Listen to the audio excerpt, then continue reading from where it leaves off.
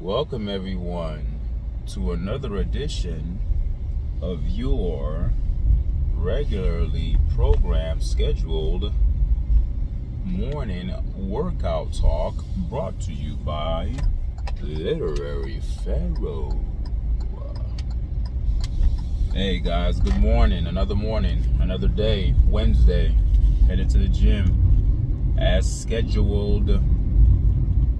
Today, actually, I'm not going to the gym, but I'm not going to work. I took off today because I had to take my mother to the doctor. She has a doctor's appointment, so she's doing okay. She just has to go for her routine, after her surgical procedure. I talked about this a couple of months ago, and they're trying to, you know how it is. You go, they want to come, they want to see you again and do checkups and all that other stuff. So. And plus, it gives me time to spend with my mom a little bit as well, because it's not every day I get to see her. So that's what I'm going to be doing today. But even though I wasn't going to work today, I still wanted to get up early and still keep my schedule. I remember when during my little vacation from work, my wife and I were talking. She was like, "Oh, you ready to go back to work?" But she said it in a way like in a sad way, and I said, "No." I said, "Yeah, I'm ready. I want to get back on a routine schedule, because sitting at home sometimes, even though my workout regimen was never broken, as a matter of fact, I added an extra layer of in terms of my workout regimen. I started running more, doing more jogging, and speaking on adding an extra regimen to my workout, I'm actually going to start, and you guys are going to be on this journey with me. And this is how you extend and you stretch yourself whenever you get better at something, right? You start slow and you start to expand a little bit more and pull yourself in ways that you never thought you could pull yourself. So remember, initially when I started doing this morning workout talk stuff, it was strictly Monday, Wednesday, Friday. I liked the feeling so much, I end up telling you guys that I'm going to start incorporating Tuesday, Thursday yogas at home. Even though the yoga sessions are not, well, I don't even want to say the yoga sessions are not as intense as my normal workouts at the gym, because it is. It's just a different type of workout. You're stretching for an hour. You're doing all these stretches, back bends, and holding yourself in these different positions: downward dog, upward dog, warrior one, warrior two. It's a lot of stuff that you're doing, right? And so I started incorporating Tuesday, Thursday yogas, right? So that's 5 days out of the week that I'm working out. What I'm going to start doing now is that Saturday mornings when I wake up, I'm gonna go for a run, but not so early where the sun's not. I like the sun. Okay, now I don't want to run like in the like 12, 1 o'clock in the afternoon kind of thing. But I will start doing morning runs. So my workout regimen is going to be Monday gym, Tuesday yoga, Wednesday gym, which is today, Wednesday, the 17th. Wednesday gym, Thursday yoga in the morning, Friday gym, Saturday jog.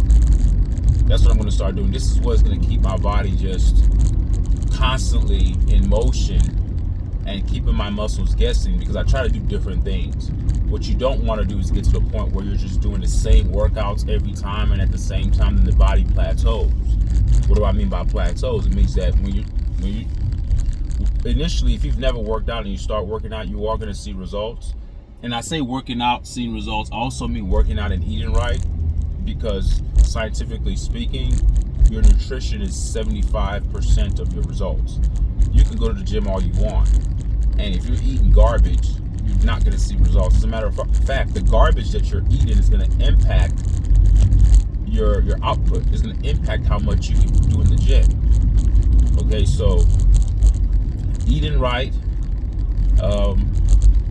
eating healthy, nutritionally dense foods that are going to help you recover is what's going to help you see your gains in the gym. So when you start doing that, but if you continue to do the same workouts, even if you're eating right, your body plateaus, because initially you're going to see a change. You're going to see some kind of shift happen when you start working out and eating right. All right, your skin starts to look better. You get more energy. You start to lose weight in certain areas that you never thought you could lose weight at. But then if you continue to do the same thing over and over again for months and months and months and months, you no longer see that spike. It plateaus. So it goes up, up, up in a certain trajectory. Let me show you guys what I'm talking. It goes up, up, up, and then your body starts to just do this. It starts to just plateau. Then it starts to flatline. It's the kind of people you see who go to the gym every day and they look the same. Nothing happens. If they're lifting to gain muscle, they're not gaining any muscle. If they're working out to lose weight, let's say they're on the elliptical a lot, they look the same. Nothing ever happens. Or you have some people who are just in there just to maintain their physique. And that's another thing. If you're just trying to maintain, then that's one thing. But if you're trying to have a change in your, in your body, in terms of your BMI, body mass index, and your weight and your body fat and stuff like that, whether you're trying to increase muscle or decrease fat, you're gonna have to switch up and trick the body, because the body is like a machine. The body has its own memory. It gets used to something, then it's like, oh, I know what they're gonna do. So you almost have to keep the body guessing. As you continue to keep the body guessing, then you're more likely to see a swifter change, and the trajectory of change stays on an upward spike and an upward trajectory much longer as you continue to switch up. So me doing more running is just an added layer. It's not me trying to lose weight. It's just doing something different. And then another thing too, you don't want to run too much. A lot of people do a lot of running. I wouldn't recommend doing a lot of running, because people who do a lot of running, you end up losing I forgot what the term is. What do you call it? Is it plasticity or elasticity? It's something that you lose. Like it involves like collagen, right? Like a lot of people who do a lot of running, it ages you actually. I didn't know that, because back like years ago I used to do a lot of running, like long distance running. Like I would run from my house and I'll be all over. This is when I stayed with my mom. This was years ago. And I was slimmer then, and it wasn't that I was losing weight. I just loved it. It was more therapeutic than anything. But I started to see that, hey, this running stuff, I mean, it's good, but you don't want to overdo it. Maybe once or twice a week running is good. But people who run like almost every day, or run maybe like 4 or 5 times a week, that's not too good, especially if you're running long distances. If you're doing sprints are fine. But running long distances, it ages you. It wears down your muscles. And for women, if you run too much, it really makes your butt super flat, because you lose all you're losing fat, but you're losing muscle. It's almost like your body is like dissolving, melting. So that's why I'm only gonna do it once a week. Once a week. And in the summer, I was only doing it twice a week. I mean, we're still in summer, but when I had my vacation, I was only doing it twice a week. And I just recently started doing that, and now I'm going back to just once a week, because I can't technically have the time to. Even if I wanted to, I wouldn't be able to run that much anyway. And then Sunday would be my rest day, where I just don't do anything. But even on Sundays, even on days that I get up on the weekends, I do like my morning stretches. Like when I get up, my back is sort of stiff. There's no way that it's hard for me just to get up and go. I have to do some type of stretching. So I set my timer. I have like 15 different stretches that I do. And I do them for 45 seconds to a minute each. And I rest for like 20 seconds in between. And I just keep going until I'm done. And it makes me feel much better. So once you start something, ladies and gentlemen, it's sort of difficult to stop, especially when you see the benefits and how you feel. And that's how I am. And some people say, I've heard people say things to the fact like, oh, I have an addictive personality. Once I start something, I can't stop. No, it's not. We always like to add terms to things. Like people say, you're OCD, or you're having an addictive personality. No, people who have OCD, like for instance, I like clean areas, right? I can't stand a junky house. I like things to look in order. That doesn't make me OCD. That makes me pristine. That makes me a god. That makes me a generator, an organizer, and a dispenser of my own reality. It means that the way I perceive my reality being a place that's clean, because it's a reflection of my mind. My mind is clean. So a lot of the times when you have the physical area when you can conceptualize a physical area that's dirty, it's usually wrought from the abstract from the mind, right? From thought. So when a person's going through a lot, it's hard for them to concentrate on their physical environment because they're bothered by something internally. And a lot of people, and guys, this is just if you don't know, ladies and gentlemen, this is just for a tidbit of advice. If you're dating somebody or if you're with somebody and they can't keep their areas clean and their house is normally always dirty and they're always trying to clean up at the last second, be very leery of people like that. You say why? Because it means that there's something going on with them, because there's no way in our most pristine state, when I say pristine state, that means in the most clear, in the most optimal condition that a human being can be in terms of their mental condition. The normal human, without any contamination, all right, without any outside influences, normally wants to be clean. It's like hygiene. If your house is consistently just junky and you have stuff everywhere, now I'm not saying your house is supposed to look like a model home. Like me, I have 3 kids, so there are going to be times where toys are going to be on the floor. We understand that. I'm not talking about a house that looks like no one lives in it. I'm being very realistic. I'm talking about those junky ass houses. You know exactly what I'm talking. You know exactly what I'm talking about, guys. Like it smells. It's stuff everywhere. It bothers me if I step into someone's house that's like that, because my mind starts to all of a sudden like, damn. Even in my job, when I step into certain spaces and it's cluttered, I'm like, So the natural human, tendency is to have clean area, clean space. And that's a reflection on someone's mental state. So if you're with somebody or dating somebody that's really dirty, either they have anxiety issues or they have something going on mentally. Because I truly believe that your external space is a reflection of your mental, your internal faculties in terms of your mindset. It's a reflection. What's in the inside is usually shown on the outside. You can't hide it. All right. So just wanted to give you guys that tidbit of advice. So always remember that that's that guy that's always wiping his car down. He's back over there. I just passed him up. But yeah, so that's what I'm going to start doing. Maybe me and my wife on Saturdays can do that together. Can go running together. I think that'd be cool. Kind of wake up, go for our jog before the kids get up. Because once the kids get up, it's World War III, man. You know how it is if you have kids. You have to attend to them. They need a lot of your attention. So, yeah. So I'm here, man. I'm here. I'm just parked.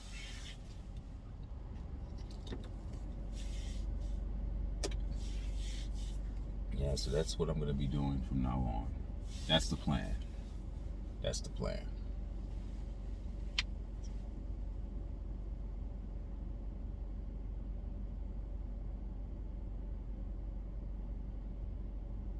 That's the plan.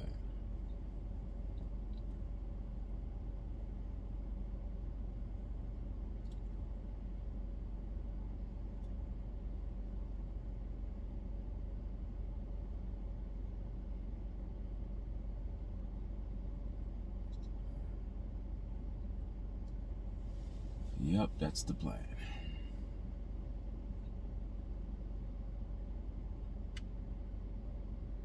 And I'm going to be doing some more videos about the recent stuff about Cormani McClain at Florida. There's reports that he's struggling over there as well. And I had somebody who put a comment on one of my videos on one of the threads. They were like, oh, remember you were on basically said something to the effect of, is this the coach's fault too? Because remember initially I was not that I was on the side of Cormani, but I know that narratives are spun about certain people, and you have to be very careful in what you want to believe in, and you always have to look at things and comb through information with a critical eye. Because if you just take things for face value, your mind can be easily controlled, and you may not even know it. You may think that you're being informed, but the information is slanted. So it's left up to us as individuals to actually look deeper into what's being provided to us, and not always buy what people are selling, and make up your own mind. So that's what I was doing with Cormani. I knew that some of the things he did at Colorado, I'm not saying that he was a model student athlete, But to hear reports that he's having struggles at Florida as well is making me think, okay. And trust me, I'm not prideful to the point where I'm going to just stick to my argument just for the sake of sticking to it. But before I even say anything on this morning workout talk video, I promised the guy, I responded to him on my thread. I said, you know what?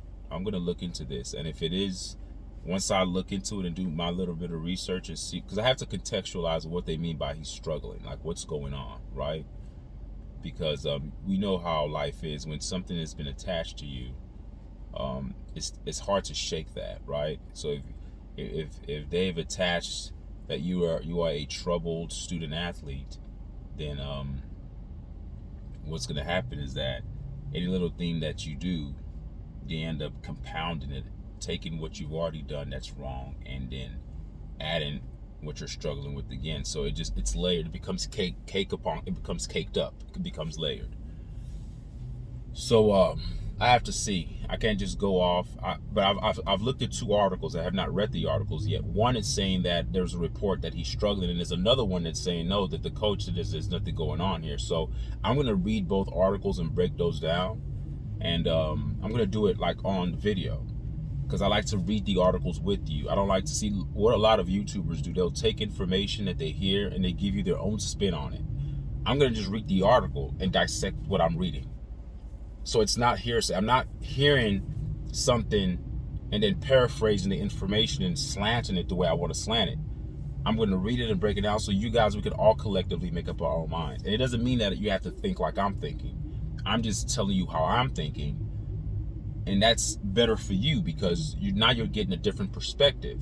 Now, once you've gained that different perspective, it's left up to you to create your own reality based upon that perception that you're getting from me as I'm breaking down the article. So I'm going to break down 2 articles, because one is saying that he's struggling. There's reports that he's doing. I didn't read it. The title said reports say Cormani is having troubles in Florida or something like that. Then I kept digging, and I looked at another article saying that the coach said there's nothing going on, there's nothing wrong. So it's kind of conflicting messages there. One saying he has problems, but the coach is saying there's nothing, he's fine. So I want to read into those 2 and break that down and give you guys my analysis on that. I plan on doing that today. I'll see when I can do that. Then I have to take my mom to the hospital, to the doctor, and after that, I'll see if I can break away and make time to have time to do that video. All right, guys, I'm here at the gym. I want to start keeping this morning workout talks less than 20 minutes. I don't like to keep them too long. And it's 4:47 right now, so I'm going to sit in my car, do some meditation, and get my mind right for the day. Remember, the hardest part of my day is not my job, like going to work. That's nothing. That's just going to work. The hardest part of my day is this, the gym. Once I've killed myself in here, the rest of the day is cake. So I start strong where everything else is easy. I don't wake up seeking comfort. Like Mike Tyson says, discipline is doing something that you hate like you love it. But to the point now, I love it. I love it. I love what I hate. My wife looks at me like, how do you get up at 4 a.m. every time? How do you do it? My body has an alarm. It just gets up. A body that stays in motion, a body that's in motion stays in motion. So people who are lazy, you continue to retard your progress. You don't become progressive and disciplined by being lazy, because your body tends to bend towards wherever you're leaning to. But if you push yourself to be uncomfortable, your body starts to love being uncomfortable, to the point that your mind starts to love being uncomfortable. It's uncomfortable for the average American to wake up early in the freaking morning and go to a gym. And I just go to a gym and just walk the treadmill and say I worked out. I'm talking about going to the gym and working out, like sweating, doing HIIT workouts, going hard. Like, that's what I do. I'm not just going in there just, I'm not doing all that. All right? I'm not a bodybuilder. I'm not saying I'm going in there lifting up all the weights, but I'm very, very active in there. I'm getting my money's worth. All right? My body deserves it. My mind deserves it. As a God, I deserve it. You deserve to pleasure yourself and please yourself. And I mean that in the most cleanest way. I don't mean like masturbate and stuff like that. I'm talking about like taking care of yourself. You deserve that. You owe it to yourself. How can you be a God and then you're not taking care of your temple? All right? So take care of your temple, folks. All right, ladies and gentlemen, I'll see you guys again on Friday, and I should be making another video today about that core mining situation. All right, stay tuned for that, and leave a comment, tell me what you guys think, and I will see you guys and talk to you guys at another time. All right, peace. Take care. Bye.